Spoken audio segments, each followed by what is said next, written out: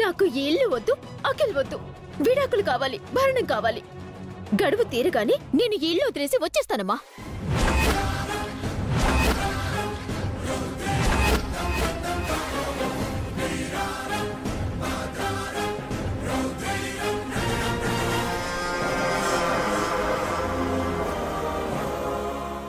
ఏం మాట్లాడుతున్నావు హారిక? అఖిల్ మీద ప్రేమ ఉంది అన్నావు, అలా ఎలా విడిపోతావు?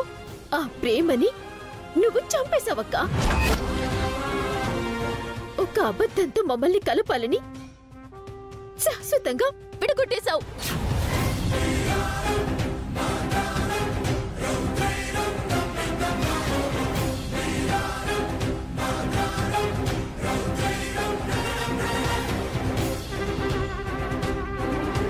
విన్నారుగా నా బేబీ అన్న మాటలు.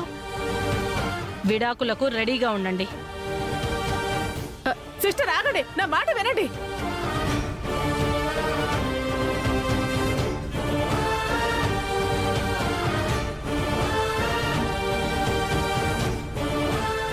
ఎందుకమ్మా ఇలా చేసావు? కనీసం మాకు ఒక మాటైనా చెప్పిండాల్సింది కదా. నువ్వు చేసింది మంచి పనే అయినా ఇప్పుడది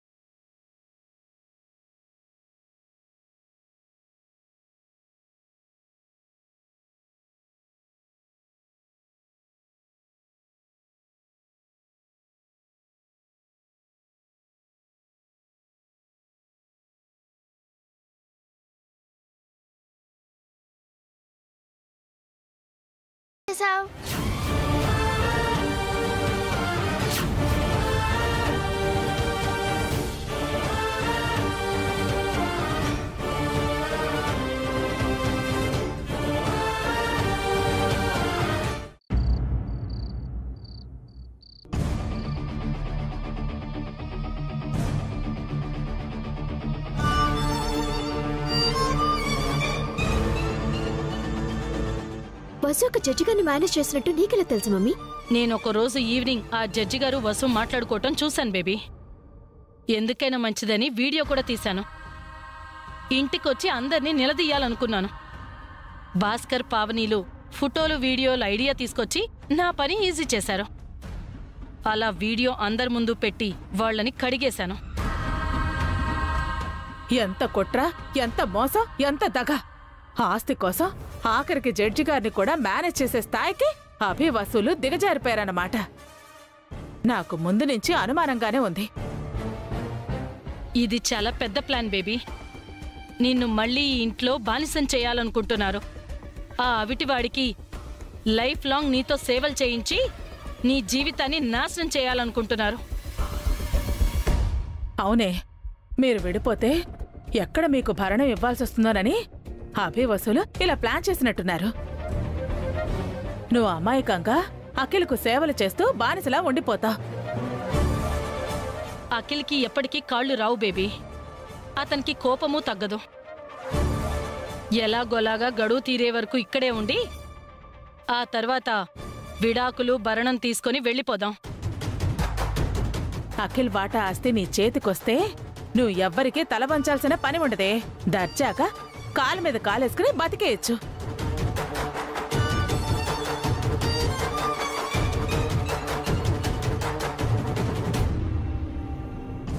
ఏంటి బేబీ ఆలోచిస్తున్నావు?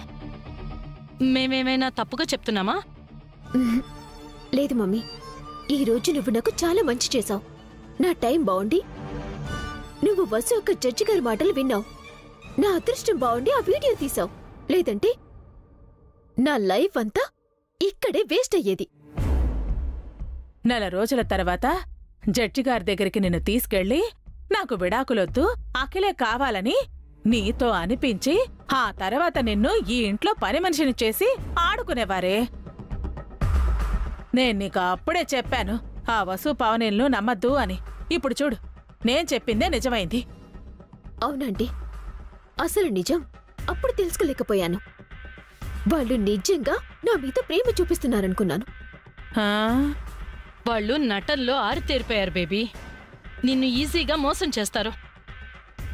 నా దగ్గర వాళ్ళ పప్పులు ఉడకవు. ఇక నా దగ్గర కూడా తన పప్పులుడకవు మమ్మీ. గడువు తీరే వరకు నేను ఈ ఇంట్లోనే ఉంటాను, కాని ఎలాంటి పనులు చేయను. అఖిల్కు సేవలు కూడా చేయను. ఆ, తనకి కాళ్ళు వచ్చినా రాకపోయినా గడువు తీరగానే డివోర్స్ అడుగుతాను. భరణం తీసుకొని వెళ్ళిపోతాను. ఇది ఫిక్స్. That's my baby. అమ్మయ్యా, దీనికి విడాకులొస్తే నా పెళ్లికి మావిడాకులొచ్చినట్టే.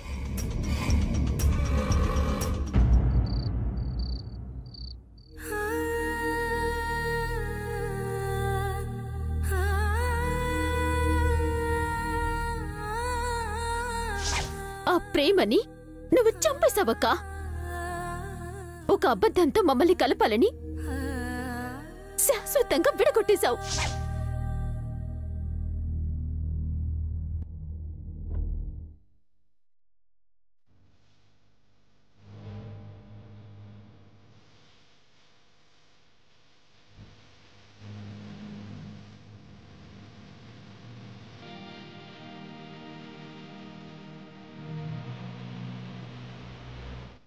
వసుగారు,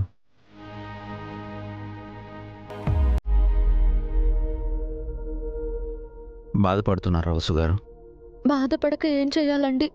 తప్పు చేసిన వాళ్ళు బాధపడాలి, కానీ మీరెందుకు బాధపడుతున్నారండి?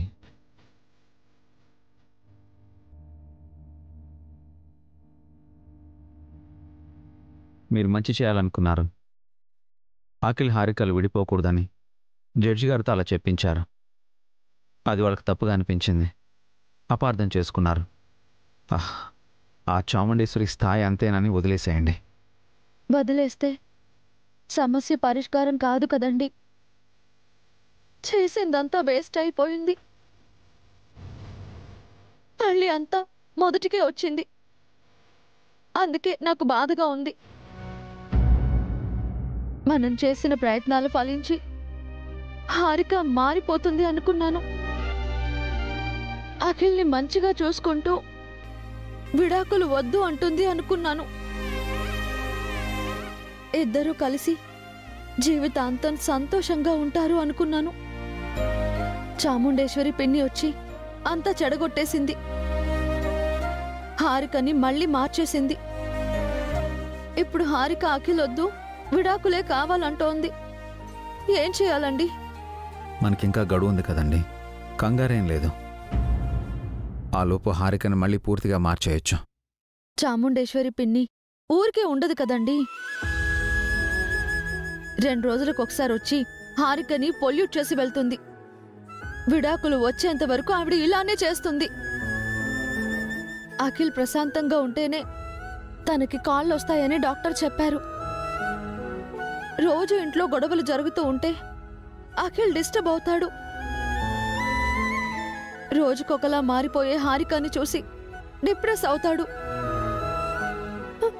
లేచి నడవలేడు. కళ్ళ ముందు భవిష్యత్తు చాలా భయంకరంగా కనిపిస్తోందండి. అఖిల్ని తలుచుకుంటూ ఉంటే ఏడుపు వస్తుందండి.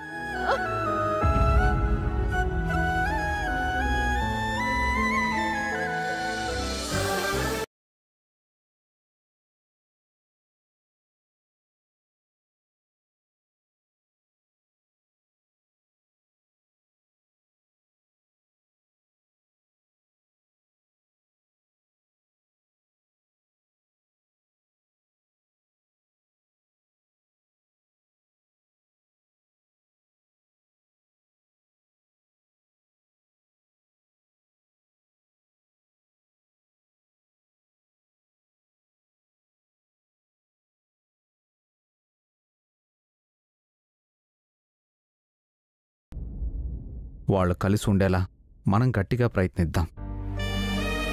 మంచి సంకల్పానికి, గొప్ప ప్రయత్నానికి ఎప్పుడూ ఓటమి ఉండదండి.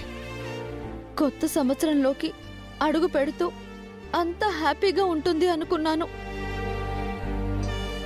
కానీ మొదటి రోజే ఇలా బాధపడాల్సి వస్తోంది. ఈ బాధ మంచికేనండి. గడువు మధ్యలో హారిక ఎదురు తిరిగింది. అదే గడువు పూర్తయ్యాక ఇలా జరుగుంటే మనం ఓడిపోయేవాళ్ళం. ఇప్పుడు గెలవడానికి మనకు అవకాశం ఉంది, ఇంకా టైం ఉంది. ఆ లోపు మనం ఏమైనా చేయొచ్చు. నమ్మకంతో ధైర్యంగా ఉండండి. ఉంటానండి. ఏం చేసైనా సరే అఖిల్ హారికలను విడిపోనివ్వను. ఏదో ఒకటి చేసి వాళ్ళు కలిసి ఉండేలా చేస్తాను. ఈ కుటుంబం ముక్కలు కాకుండా చేస్తాను. నా ఆశ మీ ఆశయం నెరవేరేలా చేస్తాను. అలా ఆలోచించండి, అలాగే ఆలోచించండి. అప్పుడే మనకి నమ్మకం, ధైర్యం వస్తాయి. ఆశ పడితే అవకాశం పుడుతుంది. మనం గెలుస్తాం వసుగారు. రేపటి నుంచి మనం ఆ చాముండేశ్వరితో చాలా జాగ్రత్తగా ఉండాలండి. తన నీడ కూడా హారిక మీద పడనివ్వకూడదు. హారిక మనసుని కాపాడుకోవాలి. అలాగే చేద్దాం వసుగారు. ఫస్ట్ మీరు ధైర్యంగా ఉండండి, కాన్ఫిడెంట్గా ఉండండి. మీరు డిప్రెస్ అయితే ఈ ఫ్యామిలీ అంతా డిప్రెస్ అయిపోతుంది. లేదండి, ధైర్యంగా ఉంటాను. ఇంకెప్పుడు ఇలా బాధపడను. ఏ సమస్య ఎదురైనా ఫేస్ చేస్తాను. అఖిల్ హారికలు కలిసి ఉండటం ముఖ్యం. అందుకు ఏమైనా చేస్తాను. ఇదే స్పిరిట్తో ఉండండి. నేను మీతో ఉన్నాను. మిగతా ఫ్యామిలీ అంతా మనతో ఉంది. మనం అనుకున్నది చేద్దాం.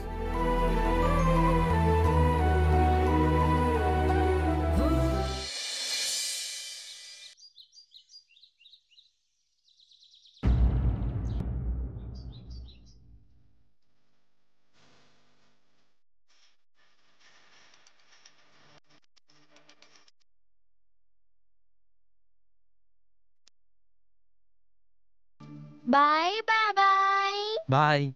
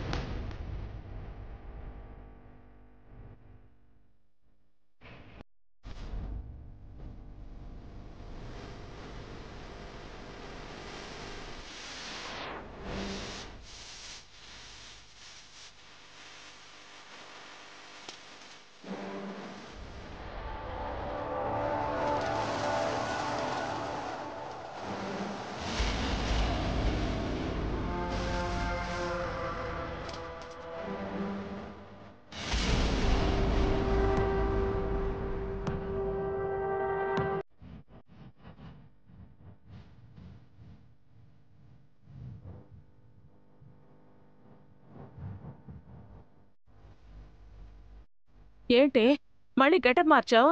మారుతాయి ఆంటీ. ఇక నుంచి అన్నీ మారుతాయి. గెటప్, సెటప్ అన్నీ మార్చేస్తాను.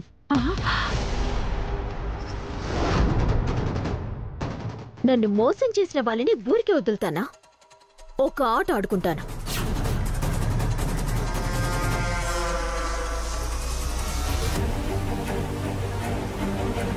ఏంటి హారిక పిచ్చి పిచ్చిగా మాట్లాడుతున్నావు? వెళ్ళి నాకు టీ తీసుకురా. తీసుకురాను.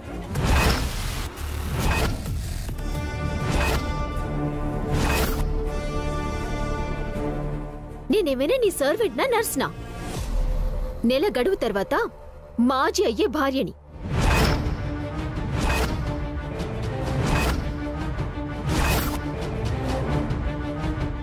ఎందుకు ఇలా మాట్లాడతావు హారిక?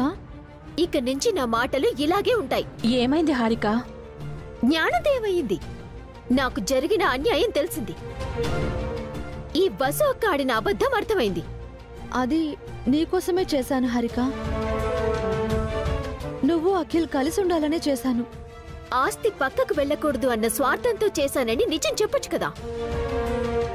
మా వదినకి అలాంటి స్వార్థం లేదు. అదే ఉంటే నువ్వు ఇంట్లో ఉండేదానివే కాదు. ఏ స్వార్థమో లేకపోతే జడ్జి గారితో అబద్ధం ఎందుకు చెప్పిస్తారా?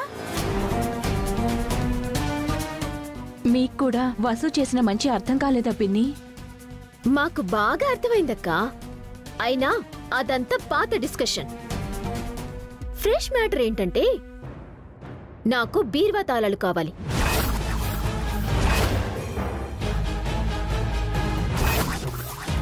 ఇప్పుడు బీరువా తాళాలు నీకెందుకు? నాకు కొన్ని ఖర్చులున్నాయి. డబ్బులు కావాలి, బయటికి వెళ్ళాలి. నువ్వింట్లోనే ఉండి అఖిల్ని చూసుకో హారిక. ఇది ఇంట్లో ఉండాలి, మీరు మాత్రం షాపింగ్లని ఫంక్షన్లని బయటికి తిరగాలి. మధ్యలో మీరు మాట్లాడడం అనవసరం పిన్ని. హారికని పాడు చేయకండి పిన్ని. నేనా?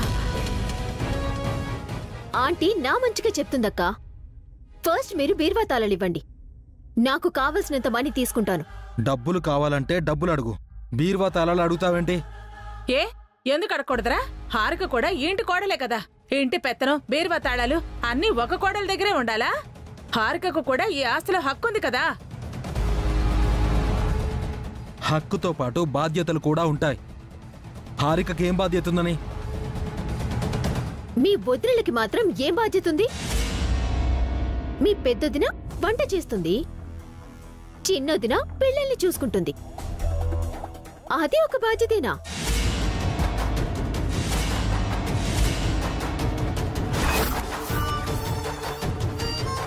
నువ్వు ఆ పనులు కూడా చేయట్లేదు కదా. అంత కర్మ నాకేం పట్టింది? పావని అక్కలా నేను వంటింటి కుందేల్ని కాదు. వస అక్కలా నేను ఈ ఇంటి పని మనిషిని కాను. వండదలుచుకోలేదు.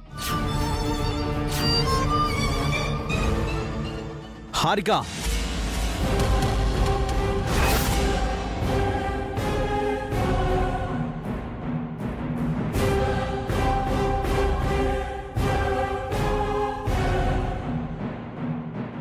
మీ అక్కల గురించి నువ్వు అలా మాట్లాడడం తప్ప హారిక. మరి వాళ్ళు నాతో పద్ధతిగా ఉండాలి కదా బావగారు. వాళ్ళేం చేశారమ్మా? బీర్వా తాళాలు ఇవ్వమంటే ఇవ్వట్లేదు బావగారు. దానికి ఖర్చులుంటాయి కదరా, డబ్బులు కావాలి కదా.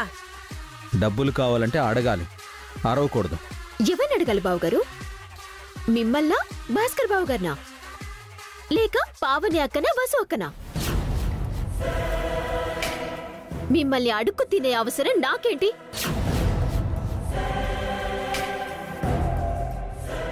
లైఫ్ లాంగ్ నేను మీ అందరి మోచేతి నీళ్లు తాగాలా? మీ దగ్గర చేయి చాచాలా?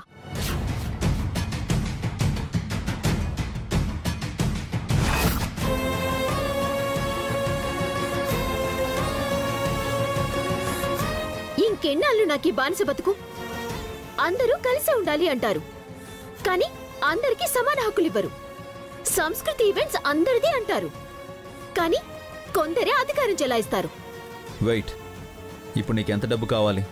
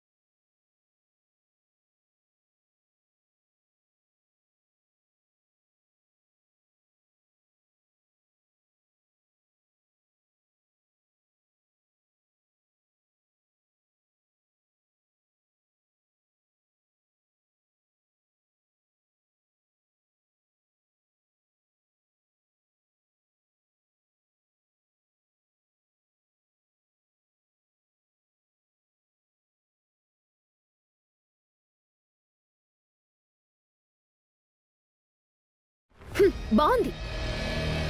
మీతో పద్ధతిగా మాట్లాడాలని బావగారంటారు, బావగారితో కరెక్ట్గా మాట్లాడాలని మీరంటారు. నేను ఎలా మాట్లాడాలో కూడా మీరే డిసైడ్ చేస్తారా?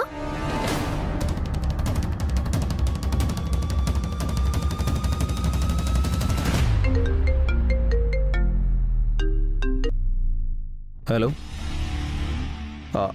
ఆఫీస్కే బయలుదేరుతున్నాను. Give me 15 minutes, I'll be there. Okay. చూడు హారిక, మీ మమ్మీ నిన్ను ఇన్ఫ్లుయెన్స్ చేస్తుంది. తన మాటలు వినకు. మధ్యలో వాళ్ళ అమ్మ ఏం చేసింది అభి? ఇక్కడ లేని మనిషి గురించి ఎందుకు మాట్లాడుతున్నారు? ఇదంతా ఆవిడ వల్ల వచ్చింది. ఆవిడ రాకముందు హారిక మంచిగానే ఉండేది. ఆవిడొచ్చి హారికని ఇన్ఫ్లుయెన్స్ చేసింది.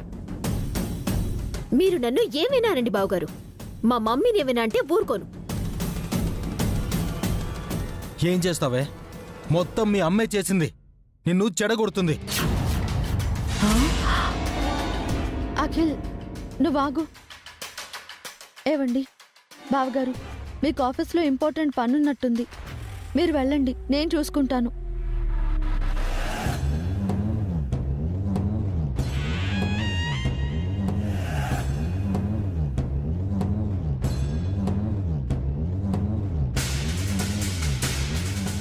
హారిక, ఏం చేస్తున్నావు నువ్వు? పెద్దవాళ్ళన్న గౌరవం కూడా లేదా నీకు? నేనెలా ఉండాలో నువ్వు డిసైడ్ చేయక్కర్లేదు. నువ్వెలా ఈ ఇంటి కోడలివో అలాగే నేను ఈ ఇంటి కోడల్ని. నిన్నెప్పుడు మా తోటి కోడలుగా చూడలేదు హారిక, మా చెల్లెలుగా చూసాం. ఆ మొక్క చెప్పి హారికను తొక్కేస్తున్నారే. మధ్యలో నువ్వు మాట్లాడకు. వాళ్ళమ్మకి తోడు నువ్వు తయారయ్యావు. అందరూ మీలా ఉండరు అఖిల్. ఆంటీ నన్ను సపోర్ట్ చేస్తే నీకు కోపమేంటి? నీ నిజమైన సపోర్ట్ మేము హారిక. నువ్వు నాకు సపోర్ట్ ఏంటి? నీ రేంజ్ ఏంటి, నా రేంజ్ ఏంటి?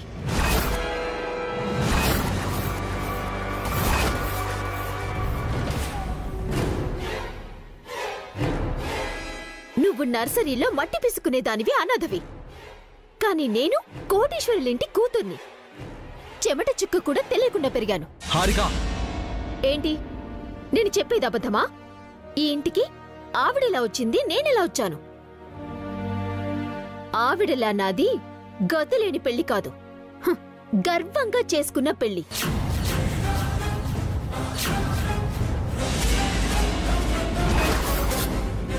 ఆవిడ మొదటి భర్త చనిపోతే మీ అన్నయ్యని రెండో పెళ్లి చేసుకుంది. కాని నాది నీతో మొదటి పెళ్లే. నేనేం సెకండ్ హ్యాండెడ్ కాదు. హారిక, అసహ్యంగా మాట్లాడుకో.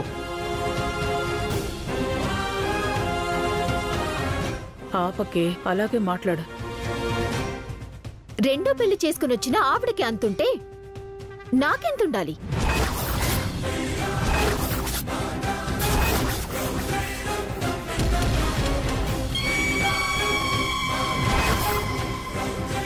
అనాథగా పుట్టి అదృష్టం లాటరీలో తగిలి ఈ ఇంటి కోడలయ్యింది. కోటీశ్వరులింట్లో పుట్టిన నన్నే డామినేట్ చేస్తోంది. అసలు ఈవిని కాదు, ఈవిని పెళ్లి చేసుకున్న మీ అన్నయ్యననాలి. ఇంకెవ్వరూ దొరకనట్టు ఒక అనాథని, అది మొగుడు చచ్చిన విడోని పెళ్లి చేసుకున్నాడు.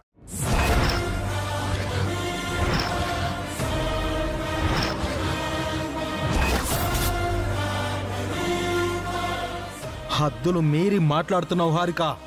Mind your tongue. నా లైఫ్ లో ఆవిడ వేలు పెట్టినప్పుడు ఆవిడ లైఫ్ ని నేను వేలెత్తి చూపించకూడదా? ఇదంతా నీ వల్ల, మీ అన్నయ్యల వల్లే వచ్చింది. మీ ముగ్గురు కలిసి ఆవిడ తల మీద కిరీటం పెట్టి సింహాసనం వేసి కూర్చోబెట్టారు. అందువల్లే ఆవిడ తలకి కొమ్ములు మొలిచాయి. పొగరు, గర్వం, అహంకారం అన్నీ వచ్చాయి.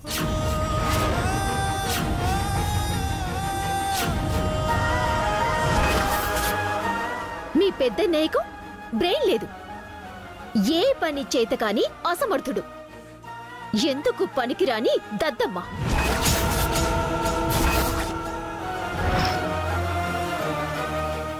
నన్ను కాదని ఆయన్ని ఎండి చైర్లో కూర్చోబెట్టారు. ఇంకా నీ అన్న కాని రెండో అన్నయ్య పైకి అపర మేధావిలా ఫీల్ అవుతూ లోపల భార్య కొంగు పట్టుకుని తిరుగుతుంటాడు.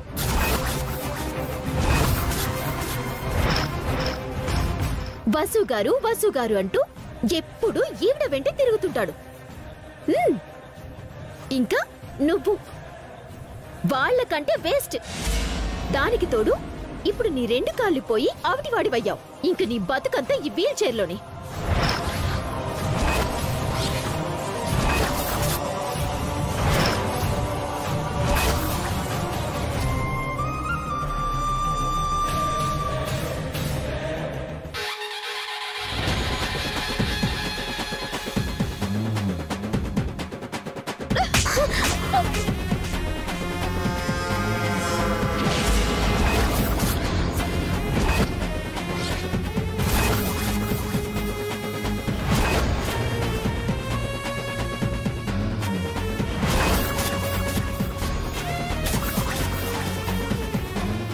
నన్నే కొడతావా?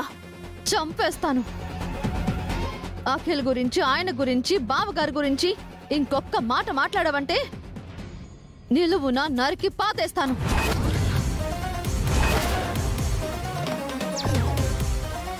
నోరుంది కదా అని నీ ఇష్టానికి వాగుతున్నావు. నన్నన్నా సైలెంట్గా ఉన్నానని చెప్పి ఈ ఇంటి మగవాళ్ళ గురించి మర్యాద లేకుండా మాట్లాడతావా? చిన్నపిల్లవి కదా అని క్షమించి వదిలేస్తుంటే నోటికెంతొస్తే అంత మాట్లాడుతున్నావు. నాలుక కోసేస్తాను. వసు మళ్ళీ దీన్ని కొట్టేసింది. విడాకులు రావటం పక్క, భరణం రావటం ఇంకా పక్క. నేను చిన్నదానని కదా నన్ను చిన్న చూపు చూస్తున్నారు. తిట్టి కొట్టి అవమానిస్తున్నారు. చూస్తూ ఉండండి, నాకు అవకాశం రాకపోదు.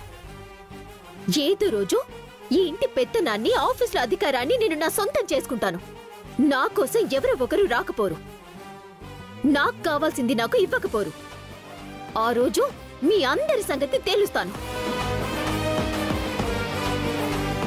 నీకోసం మీ అమ్ముందిగా సపోర్ట్గా, అది సరిపోదా? సరిపోదు. ఈ బలం నాకు చాలదు.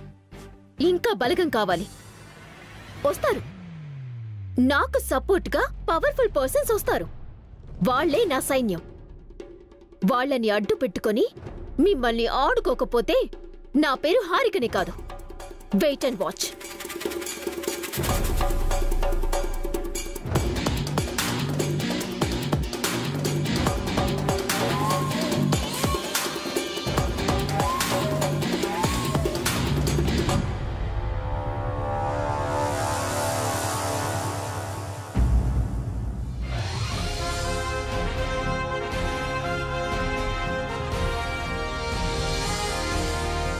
Very good morning.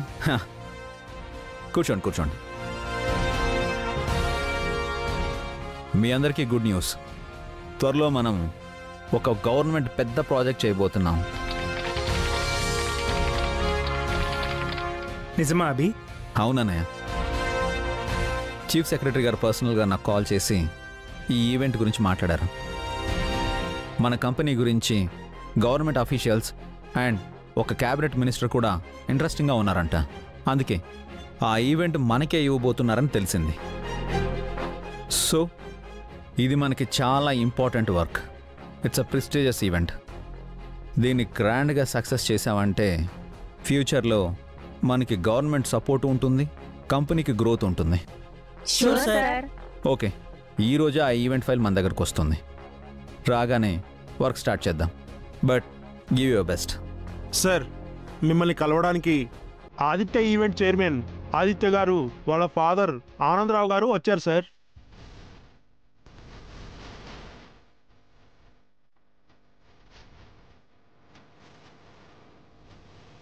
రమ్మని చెప్పండి. అలాగే sir. Okay, get back to work.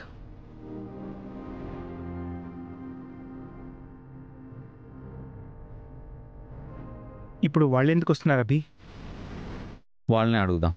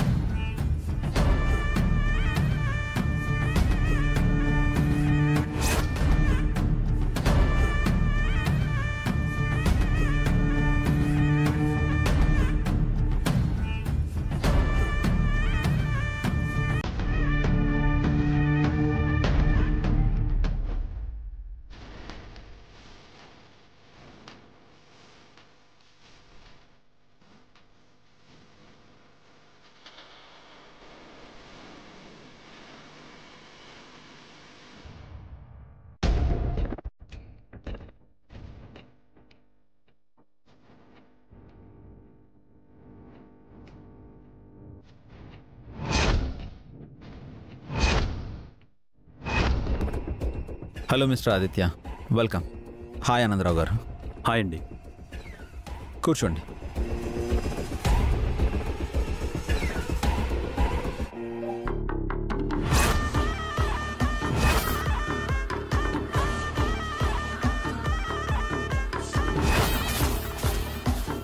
ఎలా ఉన్నారు అభిరామ్?